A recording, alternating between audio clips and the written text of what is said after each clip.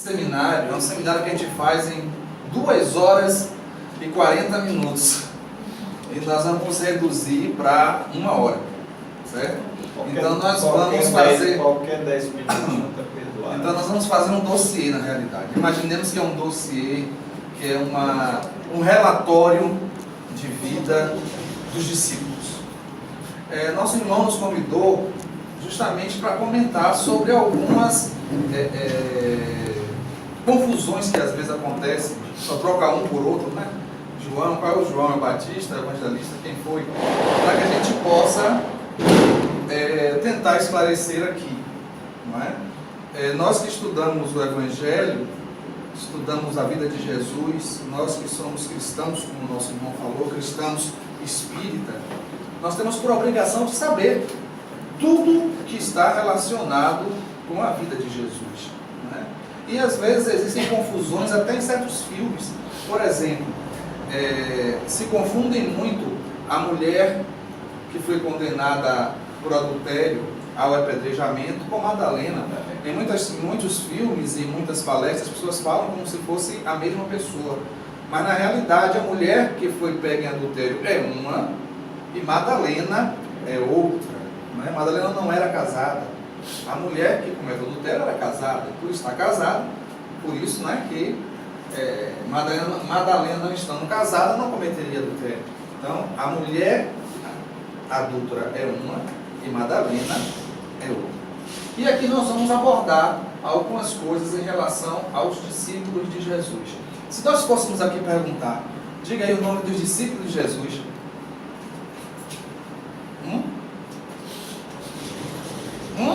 Pedro, João, Tiago, Filipe.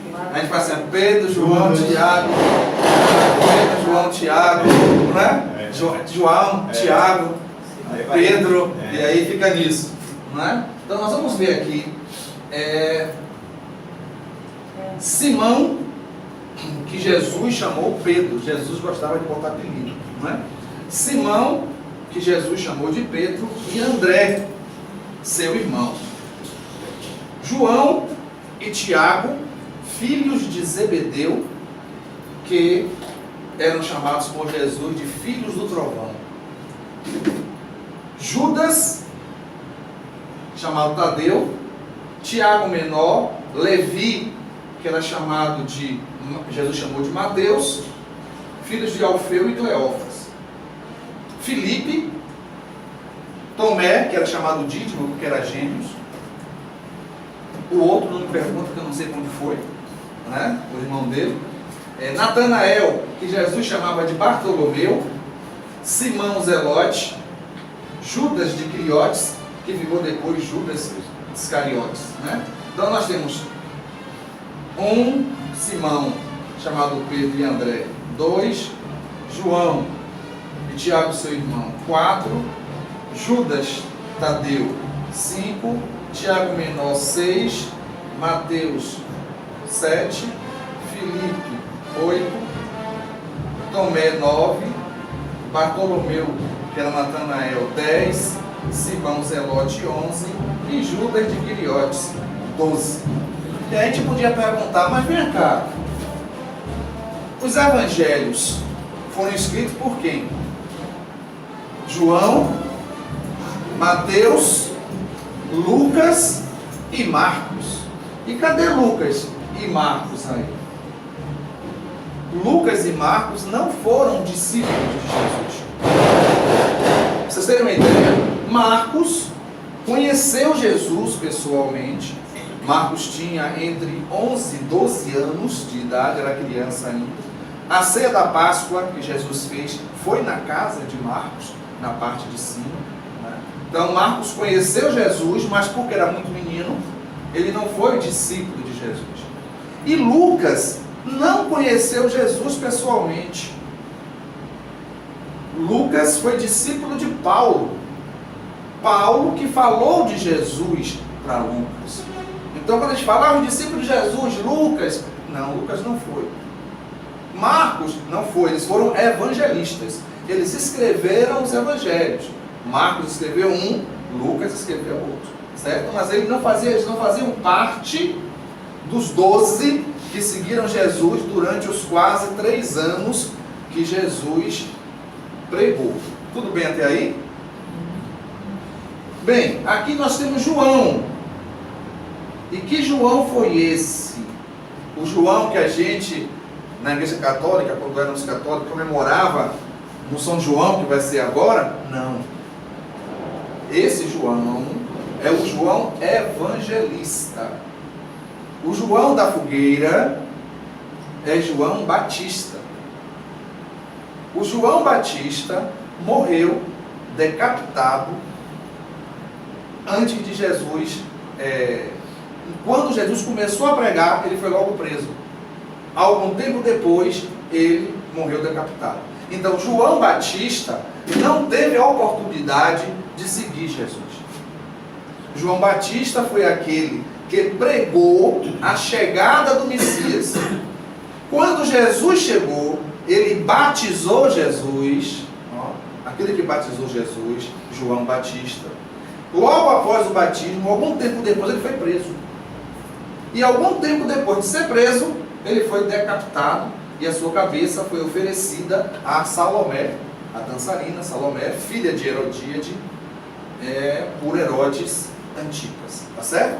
Então, o João que a Igreja Católica comemora, o São João, é o João Batista, não é o João Evangelista. Ficou claro até aí? Com certeza? Ou não? Recapitulando, Marcos e Lucas não faz parte dos 12, mas eles dois escreveram os evangelhos. São 4 os evangelhos: Lucas, Marcos, João e Mateus. Então, Lucas e Marcos não foram entre os 12. E João Batista também não estava aí. Quem está aí é João Evangelista. Tá certo? Então vamos agora ver a vida desses 12.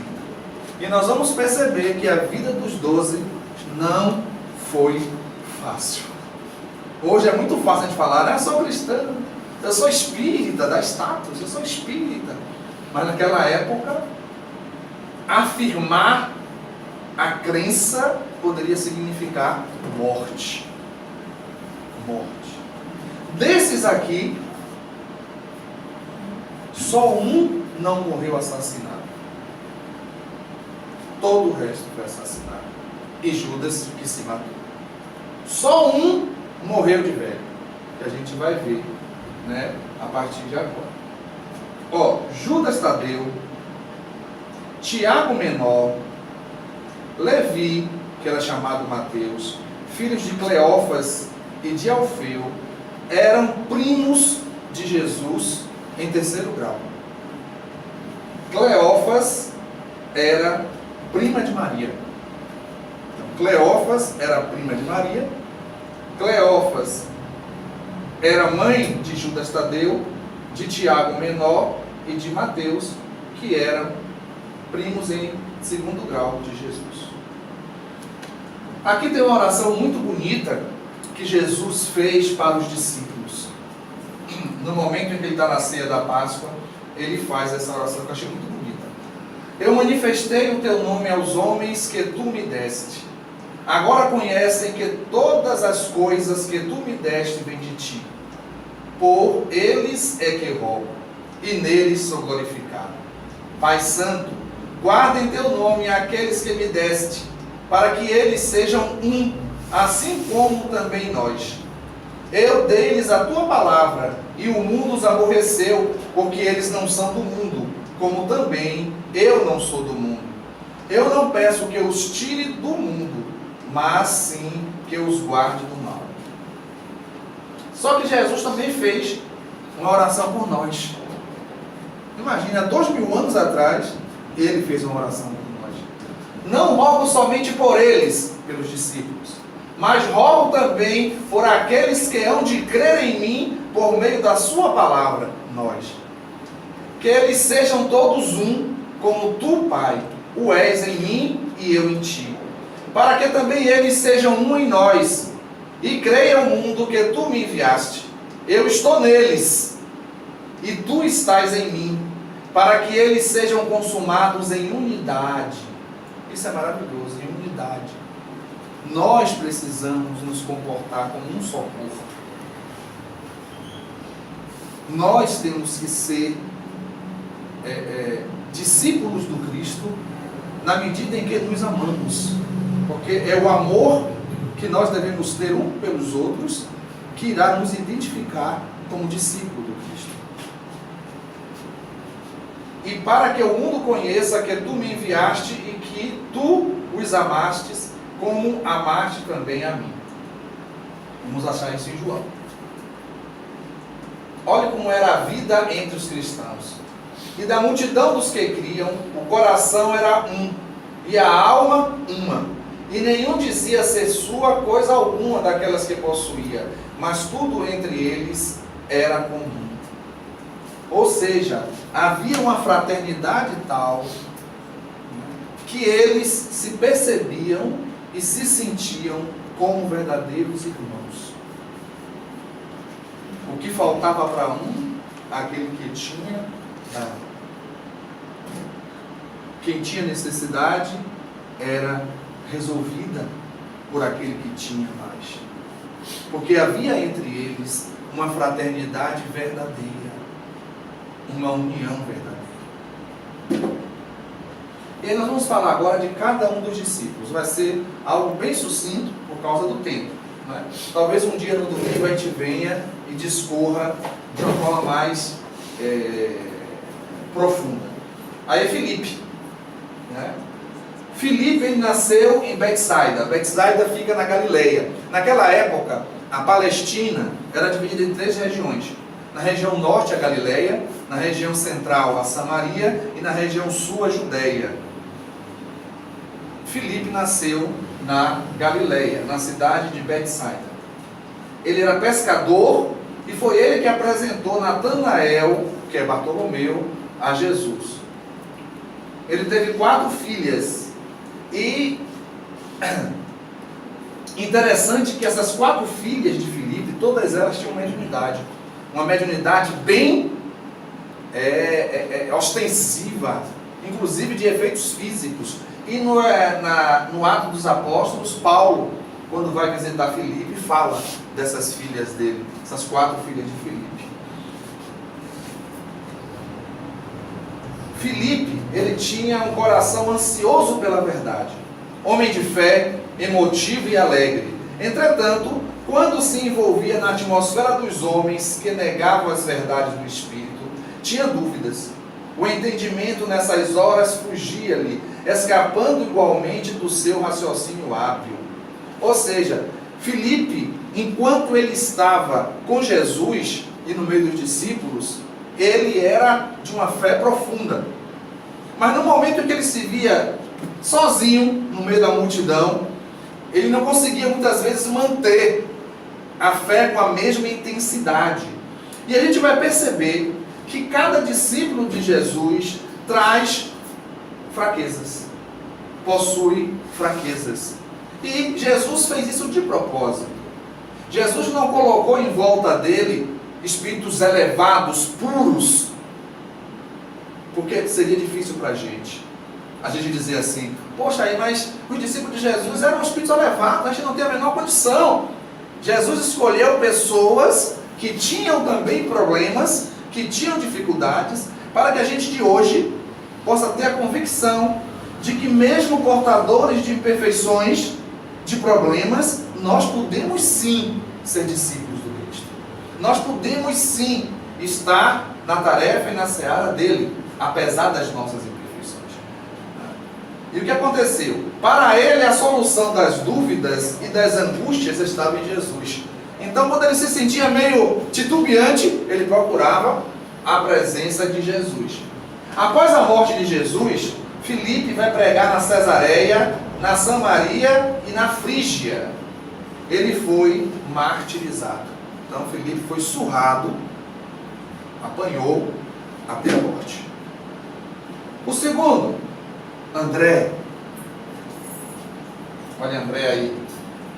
André nasceu também em Betsaida, e André era irmão de Simão, que Jesus chamou de Pedro. André era pescador, acreditava na lei mosaica. Primeiro foi discípulo de João Batista e foi um dos primeiros discípulos de Jesus. Quando João Batista está batizando no Jordão, que ele vê Jesus, que João batiza Jesus, no momento em que Jesus sai do Rio Jordão e vai indo embora, João o Batista chama Filipe, chama André, e alguns dizem que o outro seria Filipe, e diz: vocês estão vendo aquele homem? Eis ali o Cordeiro de Deus, que veio sozinho livrar os pecados do mundo. É a Ele que vocês devem seguir, e não a mim. Porque eu tenho que diminuir enquanto Ele cresce. Eu tenho que me apagar enquanto Ele brilha. E aí os dois que eram discípulos de João Batista passam a buscar Jesus e se transformam em discípulos de Jesus. André gostava de conversar sobre Deus, sobre a vida futura, o caminho para o arrependimento e o dever do homem. Após a morte de Cristo, foi pregar nas áreas do Mar Negro, sul da Rússia e nos Balcãs. Morre numa cruz em forma de X, em Petras, na Grécia. A gente viu que o primeiro morreu martirizado, apanhou muito até morrer. André morre numa cruz em forma de X, nessa posição. Tudo bem até aí? Então falamos de Filipe e André. Vamos agora para Tiago maior. Eram dois Tiagos, né? Aí tinha o maior e o menor, para poder, né, não confundir. Tiago maior nasceu em Betsaida, também na Galileia. Tiago maior era irmão de João, filho de Zebedeu e Salomé. Mas não é a Salomé que pediu a cabeça de João Batista, não confunda. Ele também era pescador, Tiago maior. Tinha uma sensibilidade à flor da pele. Era por demais agitado, carecendo de certa educação. Tinha conflitos íntimos. Quem não tem conflito íntimo? Quem não tem conflito íntimo? A gratidão era a virtude que mais o fascinava. Era desprendido. Um dos três que sempre fora chamado por Jesus. Quando Jesus foi no Tabor, quem foi que ele chamou lá para a transfiguração? João, Tiago e Pedro. Na oração no Getsemane, ele chama mais para perto João, Tiago e Pedro. Não é? O primeiro a morrer por amor ao Cristo teve a cabeça decepada em Jerusalém pela espada de Herodes. Olha que coisa interessante. Quando Jesus estava pregando, Salomé tem os seus dois filhos acolhidos pelo Messias. Né? Então, para uma mãe, isso é uma alegria muito grande. E ela foi lá falar com Jesus. Ele disse assim: olha, Senhor, quando o Senhor estiver no reino, lá no seu trono, coloque meu filho João à sua direita e coloque meu filho Tiago à sua esquerda. Quer dizer que nada para ninguém, né? Ela queria puxar para os dois filhos dela. E aí Jesus disse: será que eles têm condição de beber o cálice que eu vou beber? Aí os dois: temos. Aí ele disse: mas em sentar a minha direita ou a minha esquerda não cabe a mim, cabe ao meu Pai. Só que aconteceu uma coisa interessante. Tiago foi o primeiro a morrer. João foi o último. Olha que coisa interessante. Um de um lado, do início e o fim, direita e esquerda. Né? Foi o primeiro a morrer, Tiago. Mateus, que também, na realidade, era Levi, e Jesus o chamou de Mateus. Então já vimos Filipe, André e Tiago. Vamos ver agora Levi, também conhecido como Mateus. Levi nasceu em Nazaré, também na Galileia, irmão de Tiago menor e de Judas Tadeu, filho de Alfeu e Cleófas, parenta de Maria, prima. Ele era coletor de impostos nas alfândegas que pertenciam ao império. Ideal de grandeza material, né? Mateus queria, a princípio, se dar bem, como todo coletor de impostos naquela época. Porque o coletor, normalmente, Roma era muito estratégica. Ela pegava alguém da própria região para recolher o imposto do pessoal. E esse alguém ficava com parte do imposto. Quanto mais imposto você cobrava, mais você ficava. Então, a tendência era os coletores de impostos serem ricos e detestados pelos povos que eram dominados. Só que tudo mudou depois que ele encontrou Jesus. Essa busca dessa grandeza material, depois que ele viu Jesus, tudo mudou. Porque o magnetismo do Cristo envolveu. A muito Jesus disse, vá para sua casa. A outro Jesus dizia, vem e me siga agora. Passou a cultivar as coisas do Espírito. O primeiro a escrever o Evangelho. O Evangelho segundo Mateus. Depois da morte do Cristo, vai pregar na Judeia, na Etiópia e na Pérsia. Mateus também foi surrado até a morte. Né? Observe que todos os discípulos, eles têm um comportamento antes de encontrar Jesus, e esse comportamento começa a mudar depois que eles encontram com Jesus. Isso deve ser para a gente o exemplo. Se nós, depois que encontrarmos Jesus, ou que encontramos Jesus, a nossa vida não mudou nada, é porque esse encontro não foi profundo. Todo encontro verdadeiro e profundo com Jesus vai gerar uma transformação na vida daquele que o encontrou. Tudo bem? Mateus, vamos para Tomé ou Dídimo. Dídimo, porque ele era gêmeo. Tomé, ele é muito... O pessoal faz muita gozação com Tomé, né? Você tem fé igual a Tomé, não é? Mas Tomé, gente, vamos prestar atenção qual é o caso de Tomé.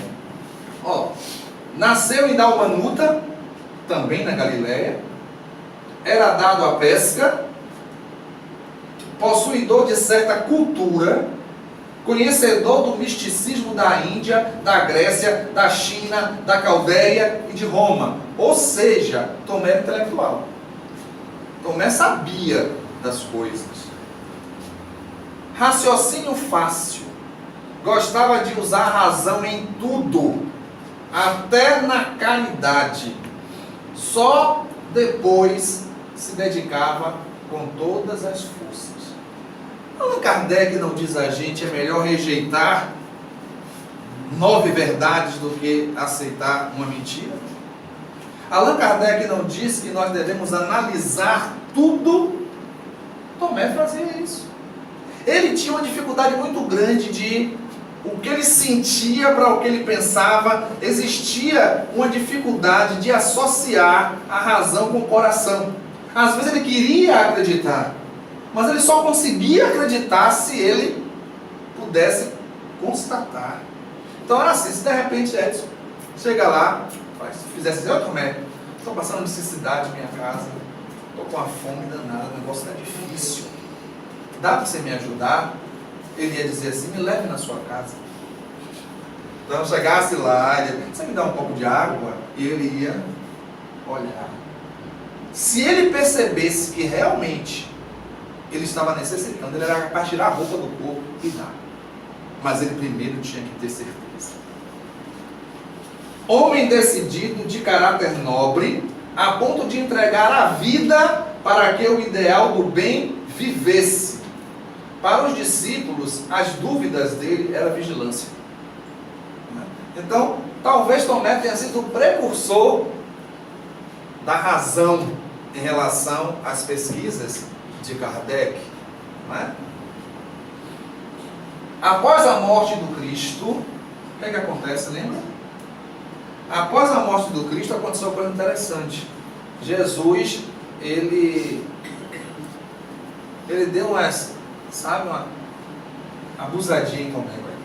Ele sabia que Tomé tinha esse problema aí da dúvida, né? Aí o que aconteceu? Depois da morte, quando Madalena vai dizer aos discípulos que viu Jesus, Tomé diz a ela assim: você viu? Ela via, você viu o corpo dele? Não, ele estava vivo. Você tem certeza? Não foi outro? Ela, não, era ele mesmo. Aí ele pensou: isso é fantasia de mulher. Quando ele sai, Jesus aparece para os 10. Porque Judas tinha se matado. Jesus aparece para os 10. Aí os 10 veem Jesus, conversam com Jesus. Quando ele vai chegando, Jesus sai.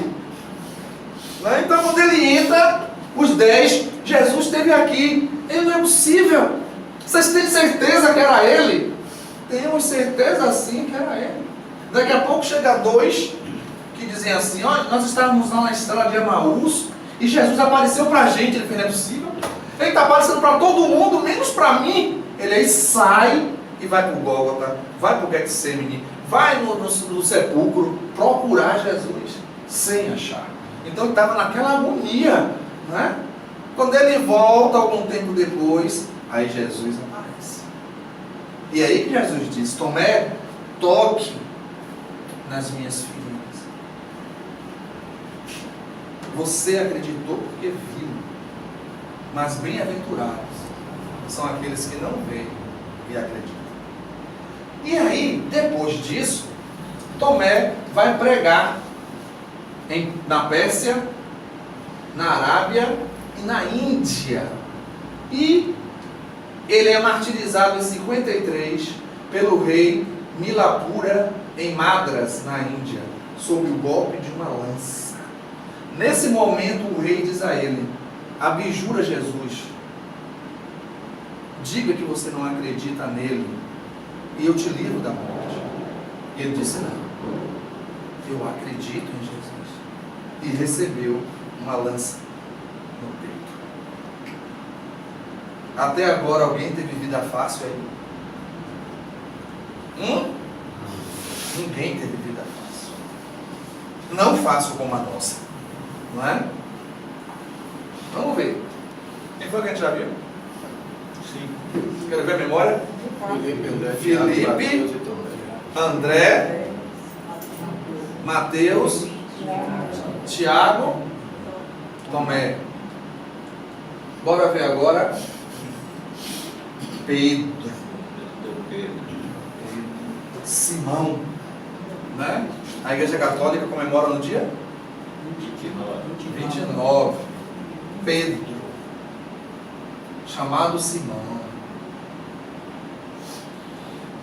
Pedro, filho de Jonas, irmão de André, nasceu em Betsaida, também na Galileia. Ele era pescador em Cafarnaum. Eu acho que Pedro é o mais agente de todos os discípulos. Repare como Pedro era. Era homem simples e bondoso, porém, quando irritado, enérgico e por vezes violento. No entanto, passado alguns minutos, arrependia-se, chegando até as lágrimas. Não é, gente? Não se meta em minha vida, não! Depois a gente vai lá chorar. Meu Deus, eu não devia ter feito isso. Eu fui grosso com a pessoa. Pedro era assim. Quando André chegou para falar de Jesus para ele, Pedro virou: vá você para lá! Você seguia João Batista, agora está seguindo esse aí. Era assim. Mas do meu irmão, ele pediu para a gente levar o barco para jogar o peixe. Eu conheço o mar. Se eu vim de lá, não peguei peixe nenhum, não tem peixe. E aí quando foi, meu pai, vou. Aí foi quando jogou que veio aquele peixão todo. Depois Jesus disse: Simão, me siga, eu te conheço desde ontem.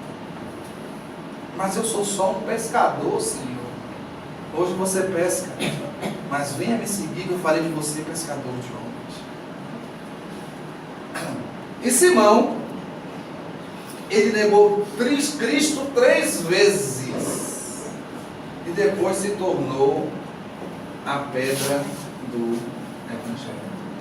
Simão Pedro, ele tinha dificuldade de perdoar. Ele tinha dificuldade de perdoar. Ele achava que se a pessoa cometeu erro, não tinha que ser punido. Tanto que uma vez ele perguntou a Jesus: Senhor, quantas vezes a gente deve perdoar? 7. Você vê que a tolerância dele era quase 0, né? Perdoar 7 vezes estava bom demais. Jesus disse: não, Simão, não 7 vezes, mas 70 vezes 7 vezes. Ou seja, perdoar infinitamente. E um dia Jesus disse a ele: Simão, um dia, com a experiência, você vai aprender que o homem é mais frágil de que perverso. Mais frágil do que perverso. Quando Jesus, na ceia, começou a lavar os pés dos discípulos, quando chegou em Pedro, ele fez: não, o senhor não vai lavar meu pé, não. E olhou para os outros discípulos assim, com um olhar de crítica, como quem diz assim: como é que deixa o mestre lavar os pés de vocês? E Jesus disse: Pedro, não quero ser melhor do que os seus irmãos. Mas o senhor é meu mestre. Eu sei que sou seu mestre. Mas eu estou lavando os seus pés para que vocês lavem os pés uns dos outros. Para que vocês saibam que aquele que quiser ser o maior tem que ser o menor. Que aquele que quiser ser o Senhor tem que ser o servo de Deus. Sabe quando foi que a ficha de Pedro caiu? Sabe quando ele percebeu que era mais frágil, que o ser humano é mais frágil do que perverso? Quando o galo cantou. Ele negou 3 vezes. O galo cantou. Toda vez que o galo canta, onde eu estou, eu me lembro de Pedro. Foi que ele percebeu, ele negou o mestre. Ele negou o mestre. Ele entrou numa depressão tão profunda, que ele ficava na cama deitado, todo enrolado. Os discípulos iam lá: Pedro, vamos. Eu não vou, eu neguei 3 vezes. Mas Pedro, Jesus disse que você era pedra. Eu já disse que eu não vou. E aí um dia, ele levantou, disse: vou pescar. E os outros também voam. Ele foi todo mundo pescar. Chegando lá, quem aparece? Jesus. Quantas vezes Pedro negou?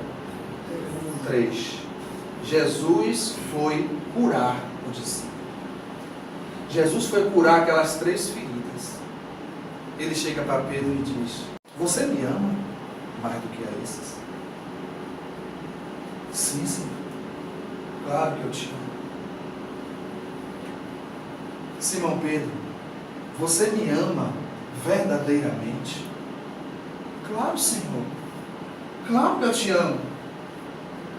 Simão, filho de Jonas, você me ama realmente? E Pedro já chorando: Senhor, o Senhor sabe tudo. O Senhor sabe que eu te amo.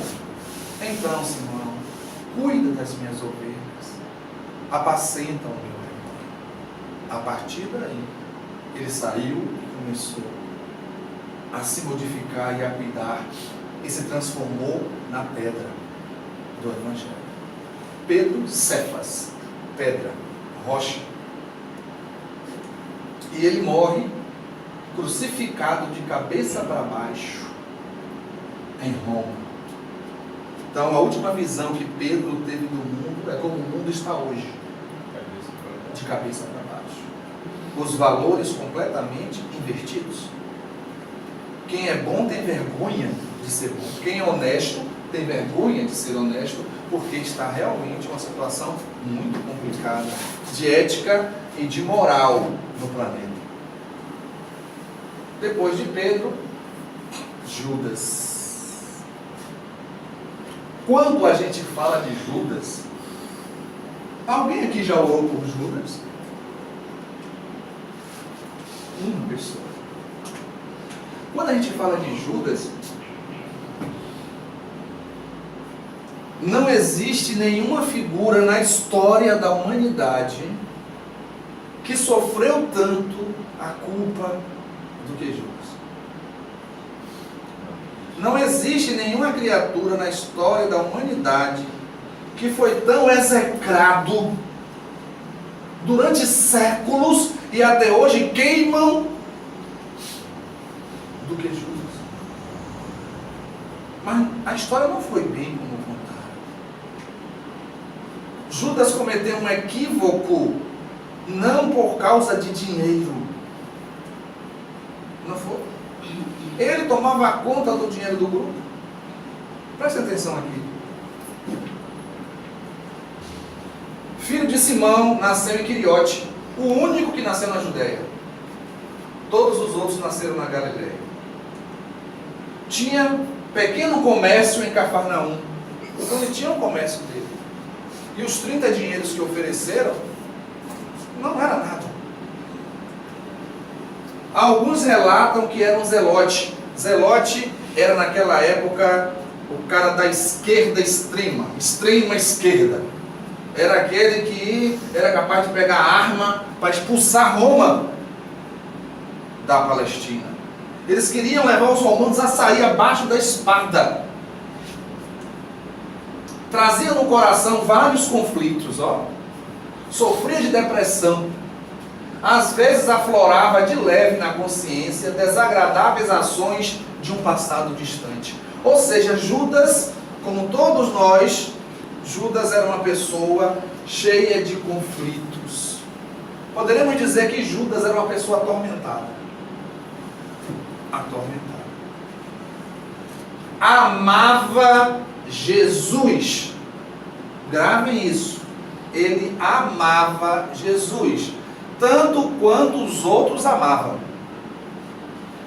Só que ele queria a liberdade do povo judeu, do jugo romano. E por várias vezes ele tentou incitar Jesus. Se o Senhor é o Senhor dos exércitos, o Senhor tem um exército. Quando o Senhor quiser, a gente pode invadir aqui, vencer, expulsar os romanos, coroa o Senhor e eu fico do seu lado. O Senhor vai ser o religioso e eu vou ser o seu braço político. Era isso que ele queria. E aí o que acontece? Quando, prestem atenção aqui, quando ele percebe que tudo que ele tinha dito, Jesus não aceitou, foi o que ele pensou: se eu traio ele, quando ele sentir a espada de Roma no pescoço, ele vai chamar os exércitos dos anjos e vamos dominar tudo. Se não for de um jeito, vai ser de outro. E aí ele trai. Só que quando ele observa que deu errado, que o tiro saiu pela culatra, o que acontece? Ele se matou. E por que ele se matou? Porque ele amava. Se ele traísse pelo dinheiro, eu estou com dinheiro, morreu, não sabia que ia morrer mesmo, foi eu que traí. Percebeu? Por que ele ia se matar? Ele se matou porque o plano que ele tinha feito deu errado. Não era para ser assim.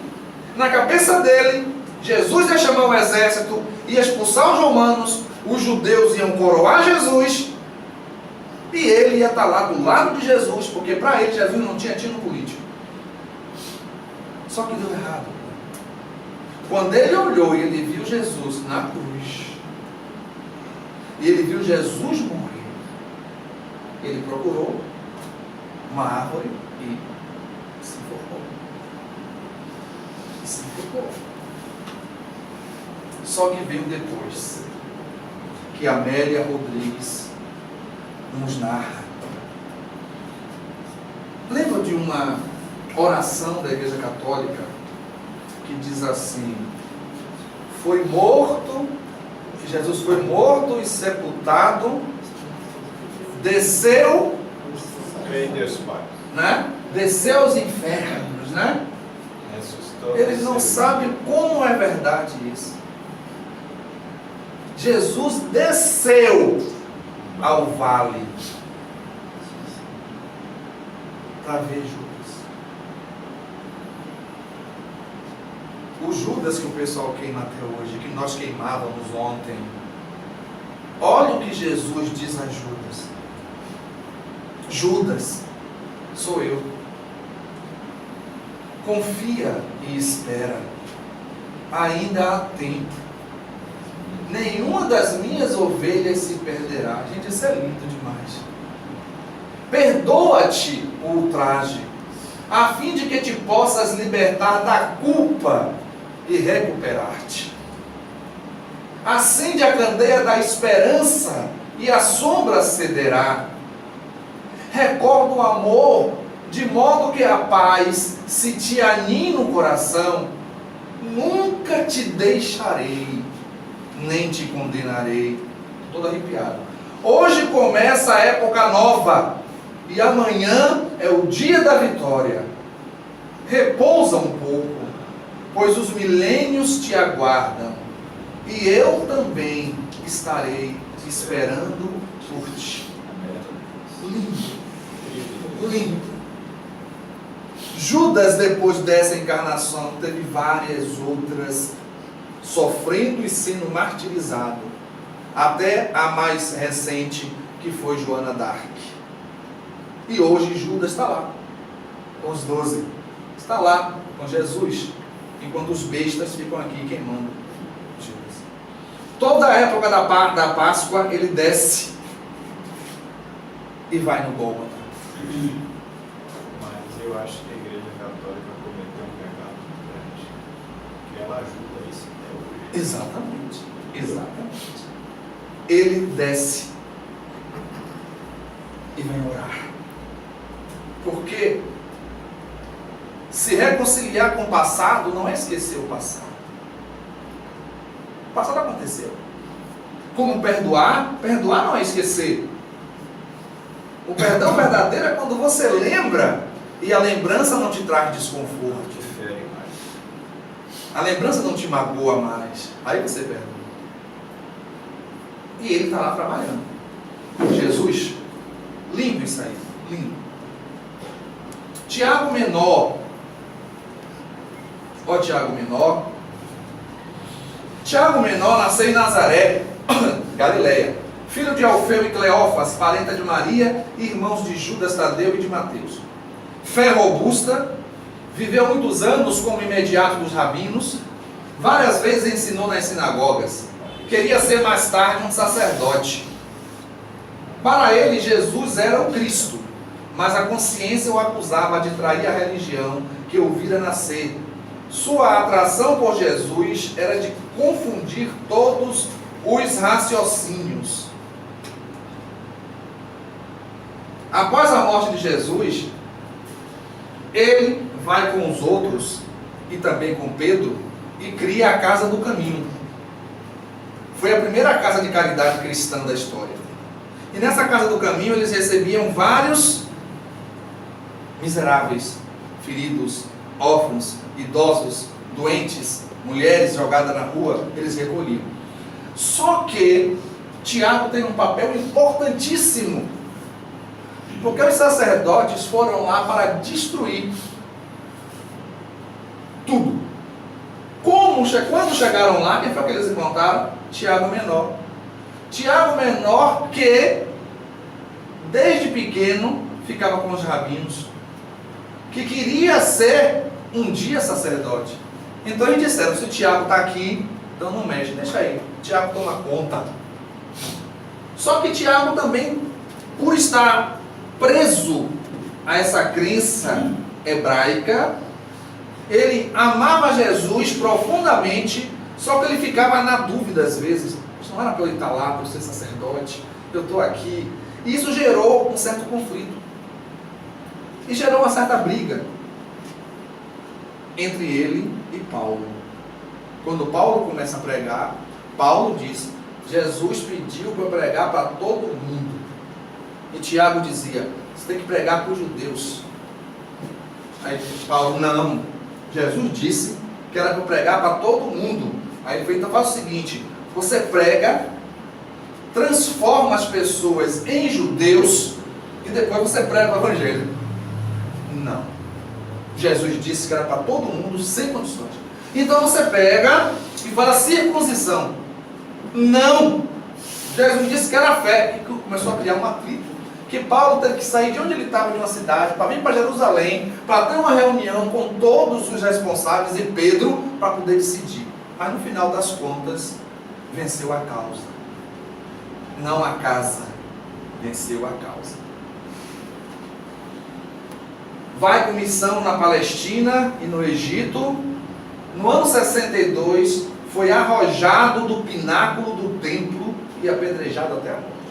Levaram ele na parte mais alta do templo e jogaram ele embaixo. Quando perceberam que ele caiu, mas ainda estava vivo, aí apedrejaram. Vida fácil, né? Judas Tadeu. Olha Judas Tadeu aí. Judas Tadeu nasceu em Nazaré, filho de Alfeu e Cleófas, parenta de Maria, irmão de Tiago, menor, e Mateus. Corpo másculo, parecia um gigante.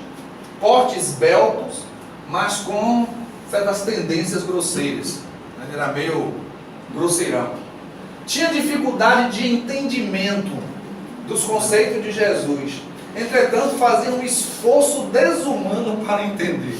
Então, às vezes, Jesus estava conversando com todos eles e tal. Quando Jesus acabava de ensinar, ele fazia: mestre, dá para o senhor repetir? Aí Jesus falava novamente, tal. E agora, Tadeu, mais ou menos. Aí ele explicava de novo. Entendeu agora? Entendi isso. Aí quando Jesus saía, ele chegava para os outros: mas é isso mesmo? Explica aqui para mim novamente.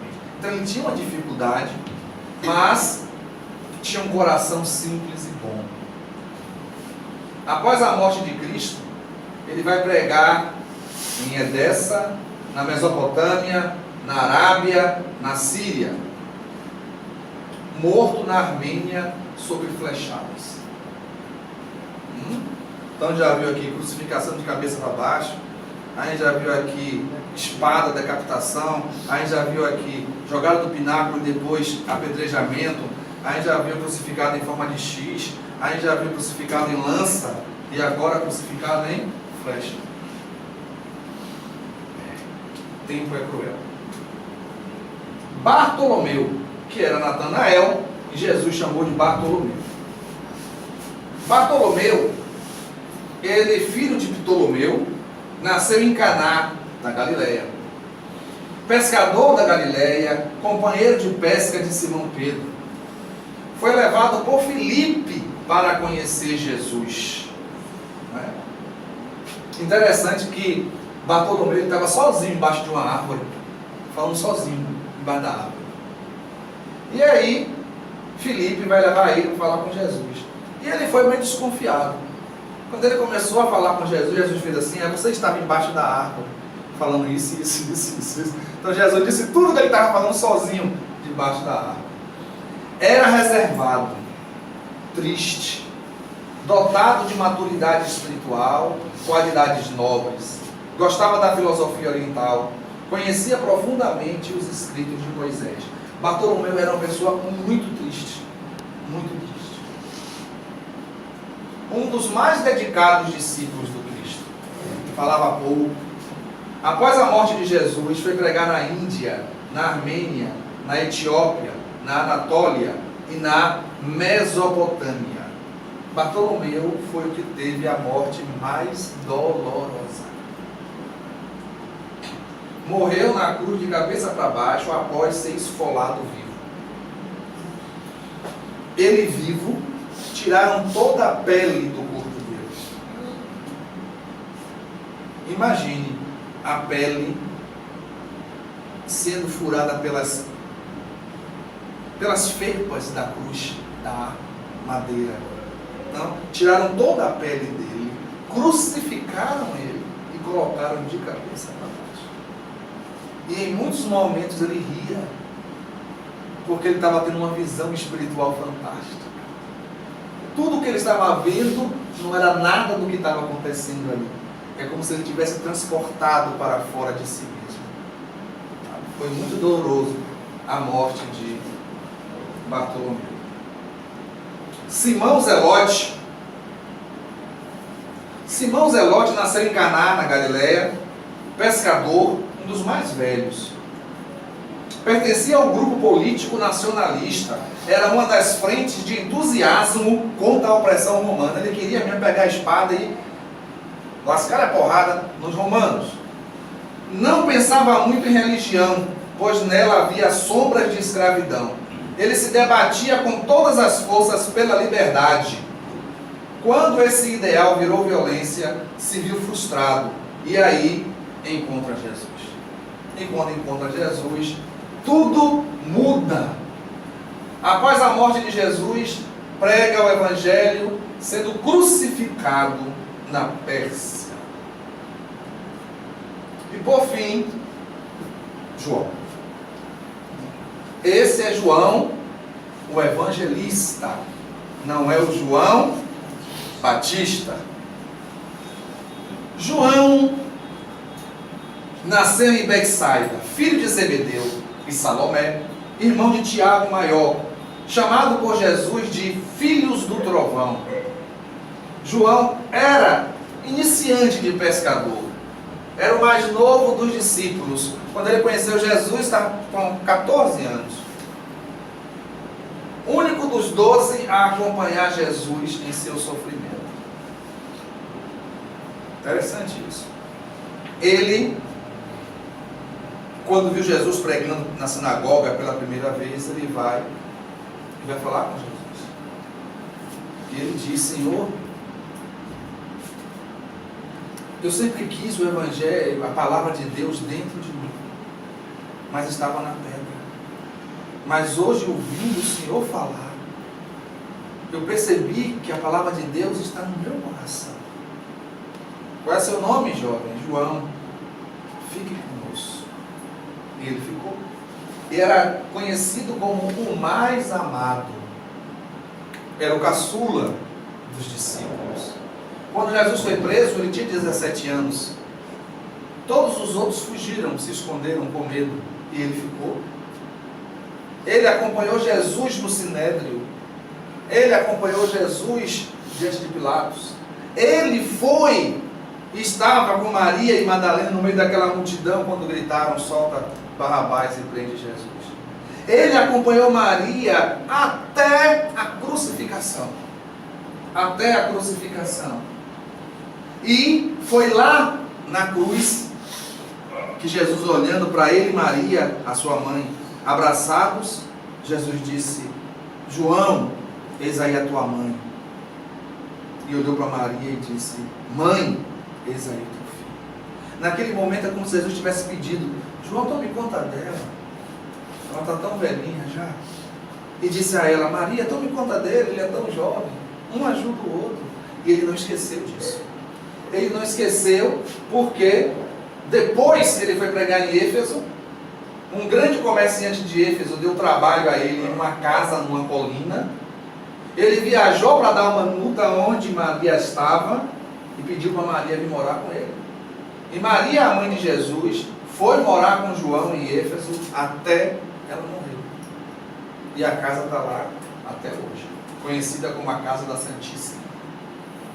Ele escreveu um dos 4 evangelhos e escreveu o livro mais difícil da Bíblia, o Apocalipse, quando ele estava preso na ilha de Patmos. Acontecem várias coisas com João. O imperador romano manda colocar ele dentro de um caldeirão de óleo fervente. Ele entra no caldeirão, no dia seguinte, quando vão tirar, ele está vivo. Amava a natureza de forma extraordinária. Morreu em Éfeso por causas naturais, com mais ou menos 95 anos de idade. Foi o único que morreu de velho. Quando Jesus vai conversar com Pedro, lembra que Jesus pergunta: tu me amas, Pedro? Depois que essa conversa toda, Pedro olha para Jesus, olha para João e pergunta: e ele? Jesus disse: sim, e daí? Ele não vai morrer martirizado porque ele ama muito. Ele foi o único que não morreu martirizado. Porque amou muito. Amou tanto que depois de alguns séculos, quando a palavra do Evangelho estava sendo desvirtuada, ele desceu novamente à terra, como Francisco de Assis. João, o evangelista, é o mesmo Francisco de Assis. Em nós. Mas está no finalzinho. Antes de falar em nós,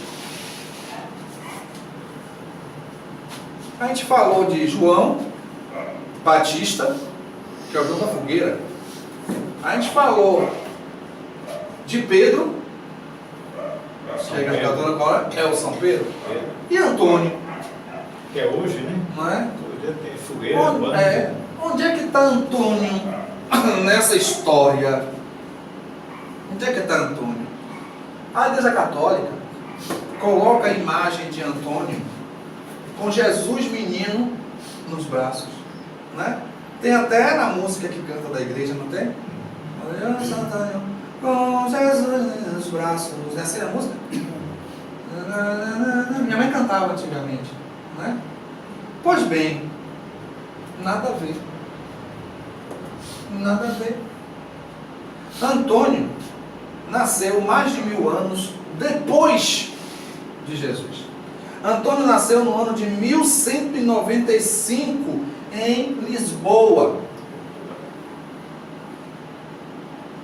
No ano de 1221, ele conhece Francisco de Assis. Ele conhece Francisco de Assis. E foi um encontro chocante, apoteótico, uma coisa marcante que mudou totalmente a vida dele. Ele se encanta com Francisco de Assis. E acontecem coisas impressionantes. Por exemplo, uma vez, a gente sabe que se você quer ter inimigo, brilhe. Basta você brilhar para ter inimigo. Não é? Faça sucesso, você vai ter inimigo, porque você nem conhece. Aí um dia ele estava pregando, subiu, fizeram um palanque para ele pregar. Ele subiu no palanque e começou a pregar. Só que o pessoal do outro lado tinha antes combinado de botar em cada perna do palanque uma corda, para quando ele estivesse lá em cima falando, puxasse a corda, o palanque ia desabar e esse estava lá no chão. E assim foi feito. Só que quando puxaram os pés, que o palanque caiu, ele ficou flutuando, levitando no ar. O pai dele foi perseguido e o pai dele estava sendo julgado em outra cidade. Ele estava celebrando a missa. Ele aí cochila. Ele sai do corpo e vai lá. E é visto por todos lá no julgamento do pai dele. Defende o pai dele, mostra as provas que o pai está inocente. O pai é libertado, depois ele volta para o corpo e continua falando na missa, no fenômeno de bicorporeidade. E ele foi e é tido como talvez o orador do evangelho mais eloquente. Depois que ele morre, que vão recolher os ossos dele, a língua estava intacta. Está até hoje lá no Vaticano. A língua não entrou em estado de putrefação. A mesma coisa ocorreu com o coração de Joana d'Arc, que não entrou em estado. Joana d'Arc, quando queimou, que foram pegar as cinzas, o coração estava também intacto. Gostaram do bate-papo? Era para 3 horas de seminário, né? Mas a gente pergunta em nós. Nós falamos dos 12 discípulos, pincelamos com Madalena, sabe a diferença de Madalena para a adúltera. Falamos um pouco que Marcos e Lucas não são dos 12.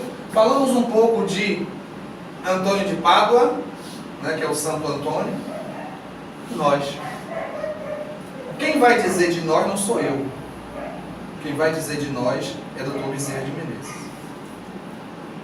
Nós estamos sendo convocados pelos Espíritos nobres para ser os lábios pelos quais a palavra de Jesus chegue aos corações empedernidos.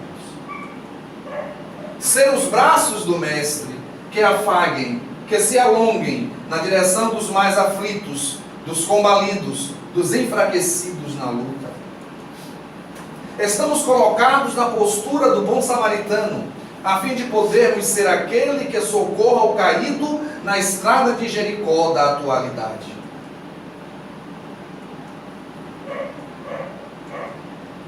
É necessário agora que os cristãos decididos arregassem as mangas e ajam em nome de Jesus. Em qualquer circunstância que se interrogue, em meu lugar, que faria Jesus? E faça-o conforme o amoroso companheiro dos que não têm companheiros faria. Sois herdeiros do Evangelho dos primeiros dias, vivenciando a última hora. Estais convidados a impregnar o mundo com ternura, utilizando-vos da compaixão. Bezerra de Menezes, Psicofonia de Valdo Pereira Franco, 13 de agosto de 2009. Jesus nos abençoe.